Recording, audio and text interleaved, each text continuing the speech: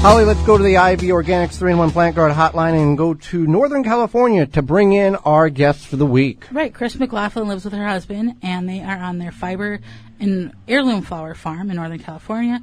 She's also an author and blogger and garden enthusiast. Welcome to the program, Chris.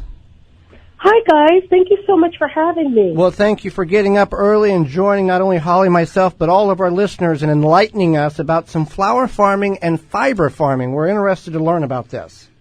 Yeah, that's great. I'm glad to hear that. It's kind of an unusual combination in a lot of ways. So, well, let's talk about this fiber farming. What is fiber farming to somebody who's not familiar with that term?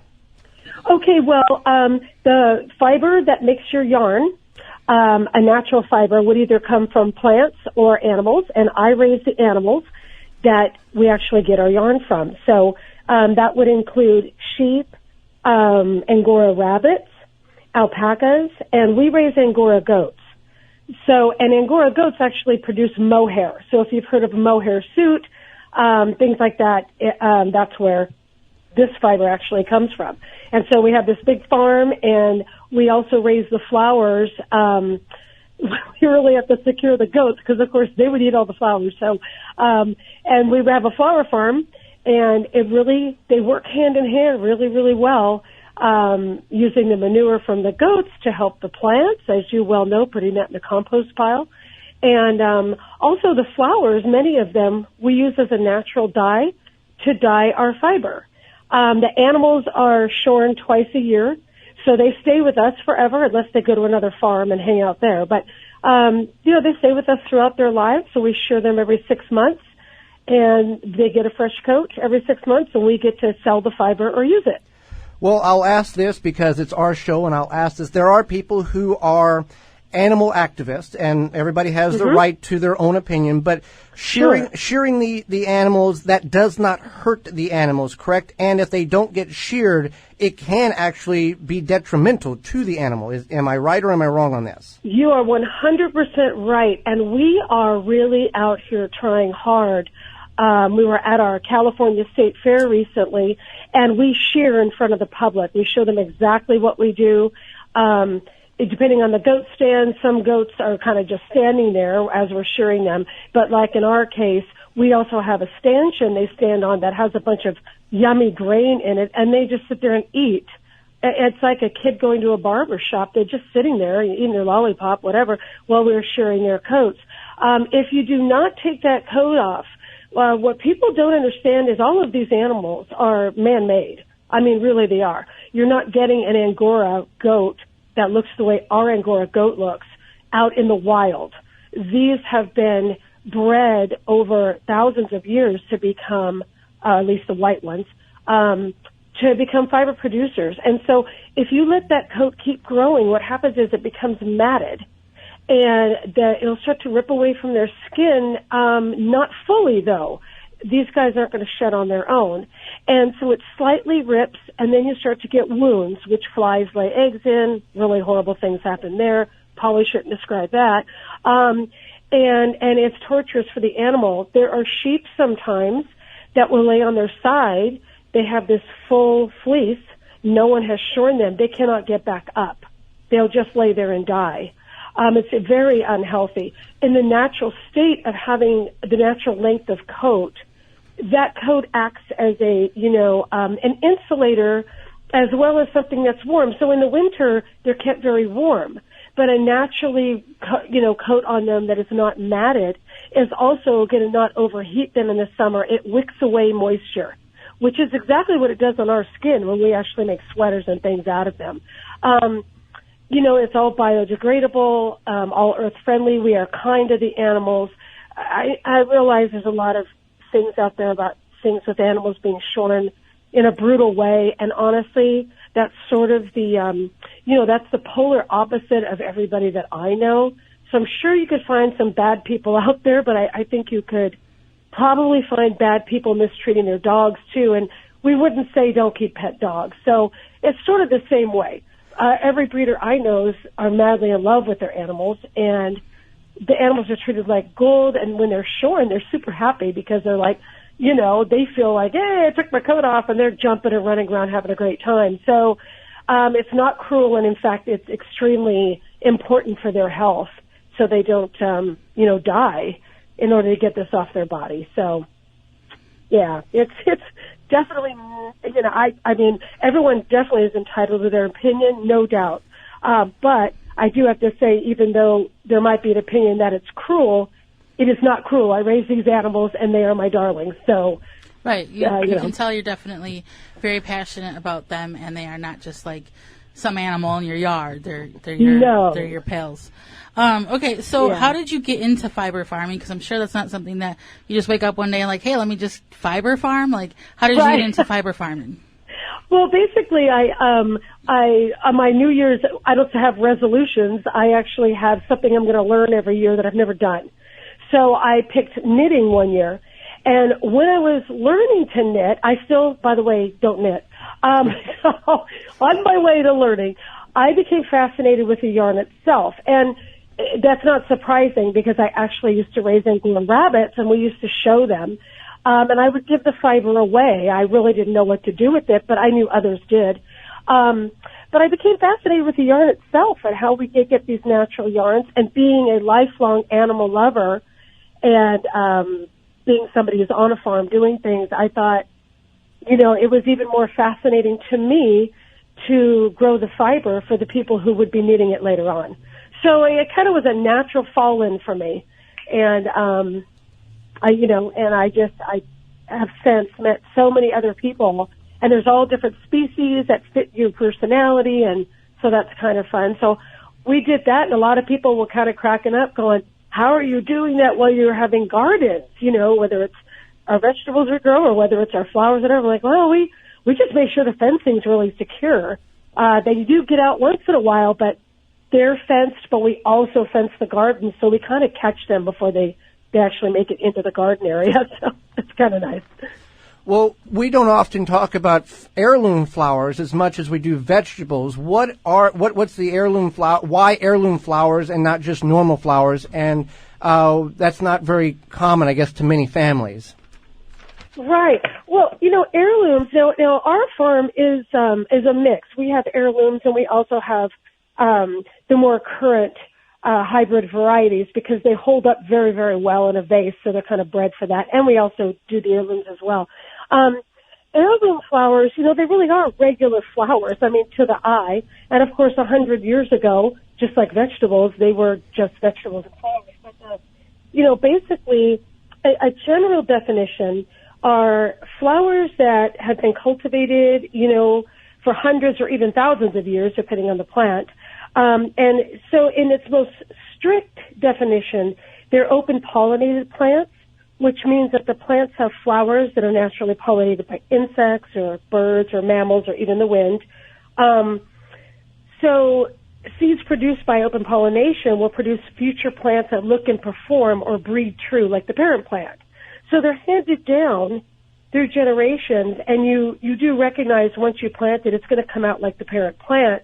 Whereas, when you have a hybrid variety, basically that's an offspring of two different plant varieties, and they're created to produce a desired trait, maybe like a deeper color in the flowers or larger blossoms or the height of the plant. So hybrids, they're closely related in the gene pool, which doesn't leave a lot of genetic diversity. So what that means is that when you plant hybrid seeds, they don't result in the plants that look like their parent, so they don't breed true.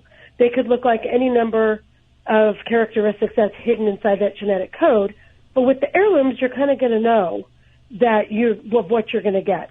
So, and there's always conversation about how many years a plant has to be in existence. So the purist definition really is 100 years old. That the purists really believe that the plant has been handed down for 100 years. That makes it an heirloom.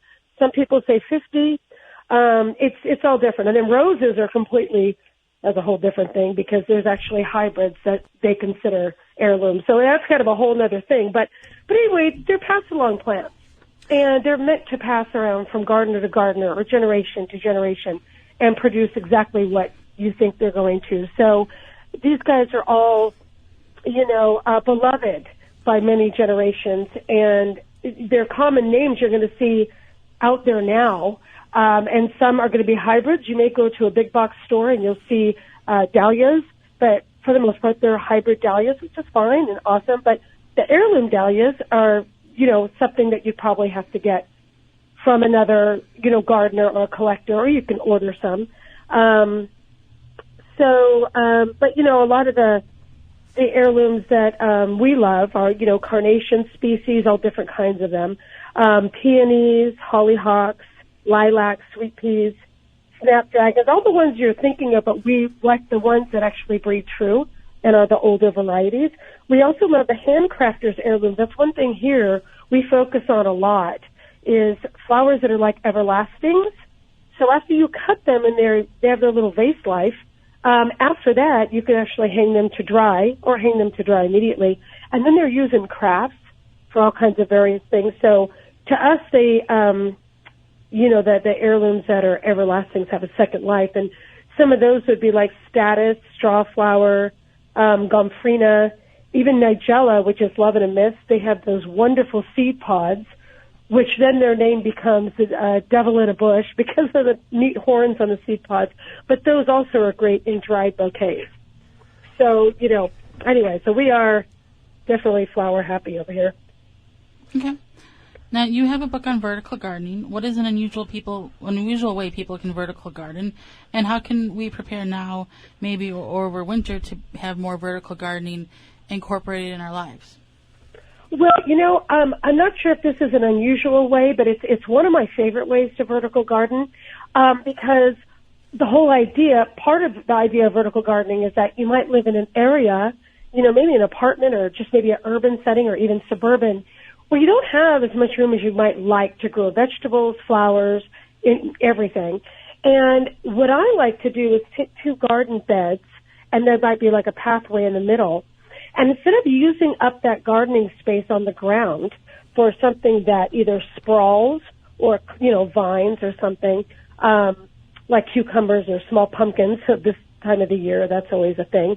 And instead of using that ground space and going horizontally and taking up that room, we'd rather do something like put a cattle panel, and that's like this wire mesh panel, and we use T-posts, or some people use rebar, but we use T-posts, into the garden bed right next to the side of the bed. So you're right on the edge, and we take that cattle panel and we bring it up, we hook it to that, we bring it up and over the pathway into the next garden bed on the edge again. And in this way, we can actually plant vining or sprawling plants right along the bottom of those cattle panels, watch them climb up and over the gardening path. So the gardening path, which was wasted on just space for you to walk, is now you're using, your vertical real estate there up over your head to actually have these things hang down, pumpkins or gourds or cucumbers or even indeterminate, which are the vining tomatoes.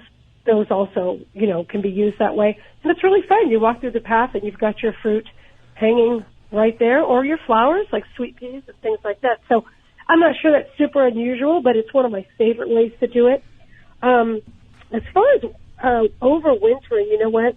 That's a hard one for me because in some cases, depending on the vertical thing you're using, you might prepare your bed just like you would, with anything else, depending on where you live and what your winters are like.